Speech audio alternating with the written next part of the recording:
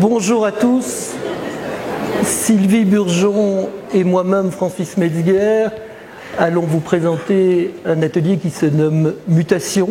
Vous avez cette grande chance, cette chance presque extraordinaire de pouvoir choisir parmi 12 ateliers. Vous êtes nombreux. Et l'atelier Mutation, il nous appartient d'en définir un peu les particularités. Alors c'est un atelier qui est déjà ancien, puisque je crois qu'il date d'une quinzaine d'années. Il s'appelait au départ d'ailleurs Mutation, Densité, Patrimoine, alors pour toute une série de raisons. Mutation tout d'abord parce qu'on travaille sur la ville. Je crois qu'aujourd'hui les grands enjeux, c'est la ville, c'est pas tellement les campagnes, c'est aujourd'hui des lieux avec une contextualité forte, des projets qui sont situés, ils sont situés quelque part. L'architecture est pour nous toujours une affaire de lieu. Alors, densité, pourquoi c'était densité? Parce qu'on travaille principalement sur des villes européennes. En tout cas, on essaye de choisir des thématiques qui sont liées aux villes européennes. Et aujourd'hui, on a vu que les villes, depuis un siècle, se sont étendues très très vite. Si on regarde toutes les grandes villes du monde, mais aussi les villes européennes, et Bruxelles plus particulièrement, il y a un peu plus d'un siècle, Bruxelles s'arrêtait au bout de l'avenue Louise, pour vous donner une idée. Donc 1910, c'est le moment de l'exposition universelle, et c'est à ce moment-là qu'on va construire l'avenue des Nations, qui deviendra l'avenue Franklin Roosevelt. Donc aujourd'hui, les villes se sont développées géographiquement. Ça coûte très cher pour des raisons économiques, pour des raisons politiques, pour des raisons écologiques. Mais les villes, on ne peut pas continuer à étendre les villes.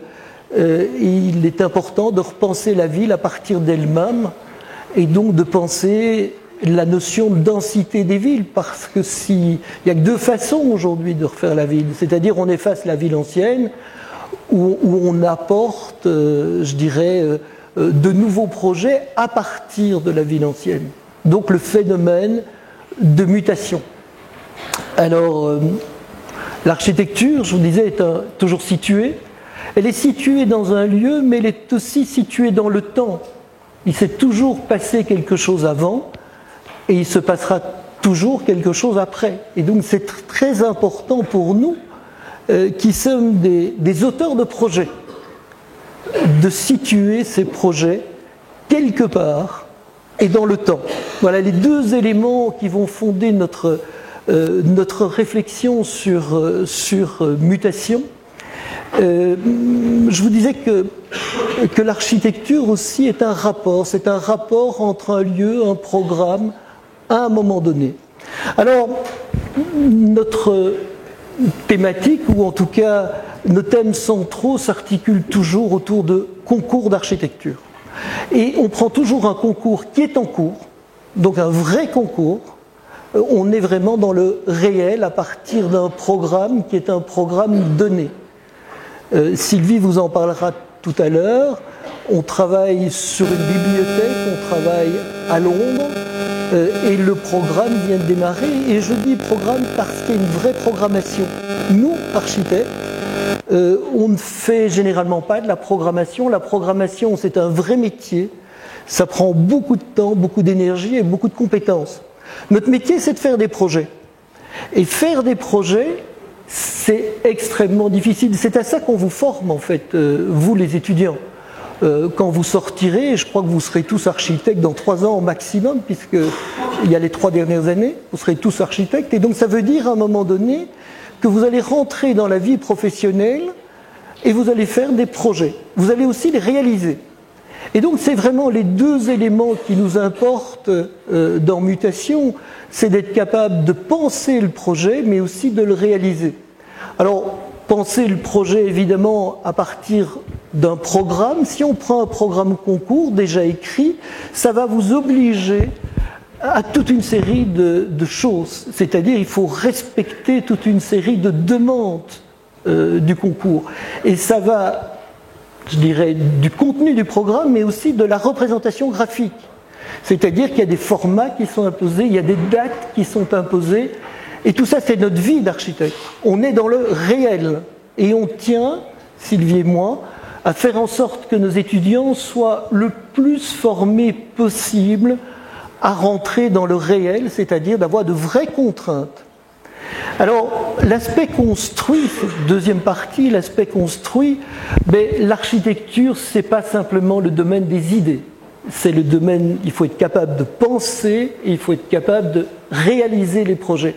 Réaliser les projets, ce n'est pas simplement du dessin. L'architecture est un phénomène construit. Donc il nous appartient d'être capable un jour de construire. Donc c'est penser et construire. Je vais laisser la parole à Sylvie qui va vous expliquer notre thématique de ce concours international. Voilà. Merci. Moi, j'ai pas de poche, donc je vais devoir tout mettre sur la table.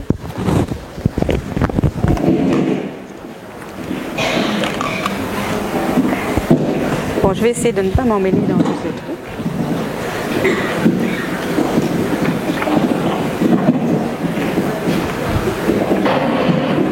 Voilà, est-ce que ça fonctionne ?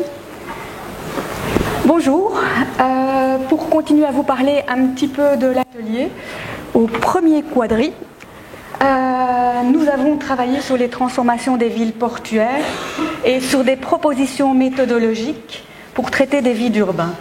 Alors c'était le concours Blueprint qui consistait en un réaménagement complet du territoire de la Fiera à Gênes, à l'entrée est du port, et à partir d'une vision et d'un plan opérationnel proposé par l'architecte Renzo Piano. Il s'agissait de concevoir donc un nouveau quartier d'habitat fonctionnant dans la dynamique du port, mais également connecté avec la ville.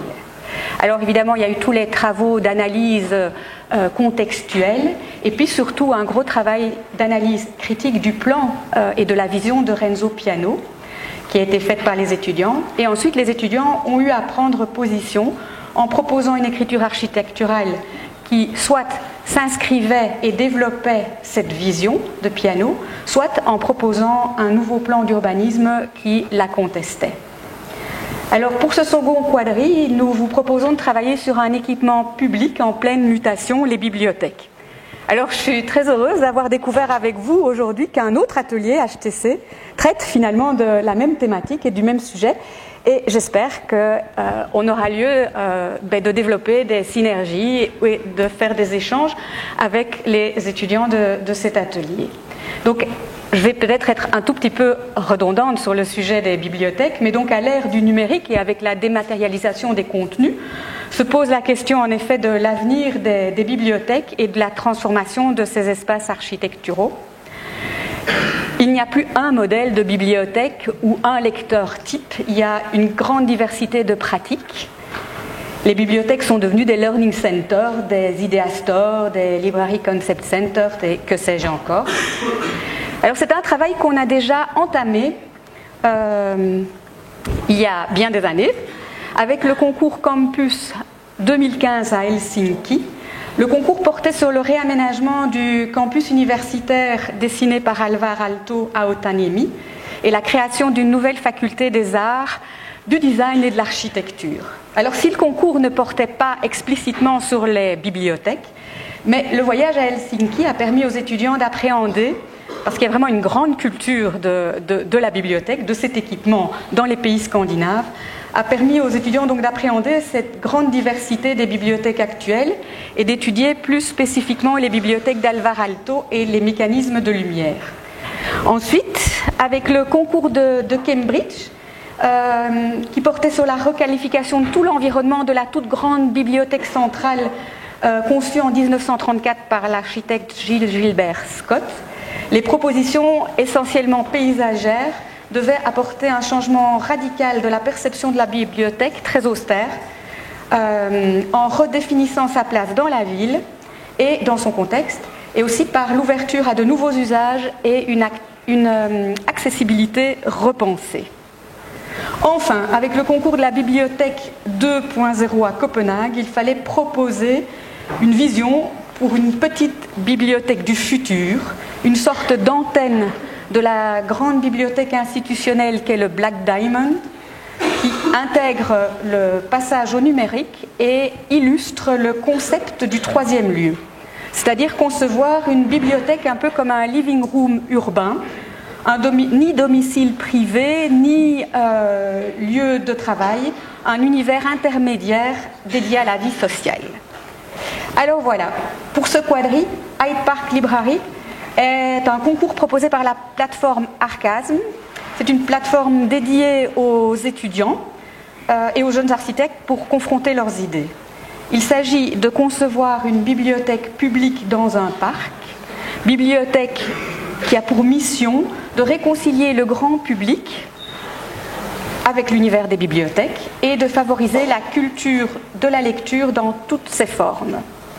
Il faudra donc proposer une structure complète, autonome et durable, une reprogrammation fonctionnelle et spatiale, pour une bibliothèque qui développe des typologies novatrices, qui repense les conditions d'accueil, les aménagements intérieurs, le mobilier, qui propose une atmosphère unique, qui a une identité forte, qui respecte le contexte et qui devra constituer un nouveau repère architectural dans le parc.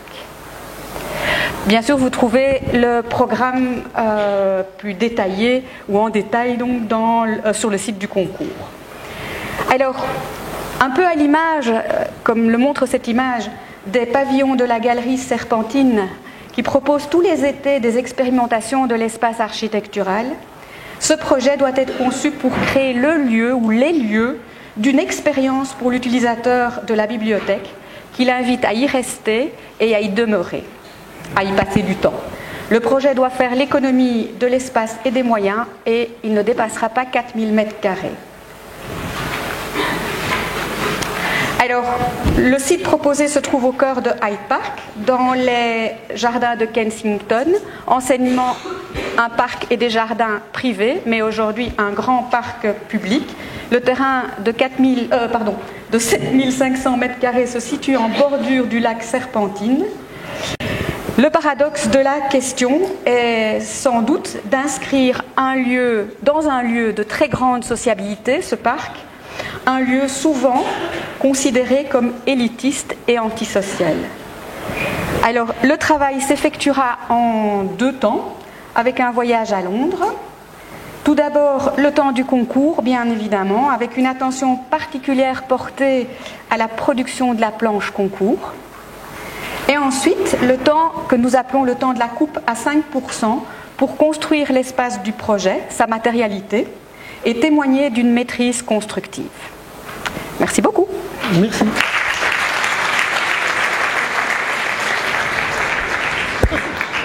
Oh, j'avais oublié que je n'avais pas de poche. Tout est par terre. Bon, tout est cassé, c'est pas grave.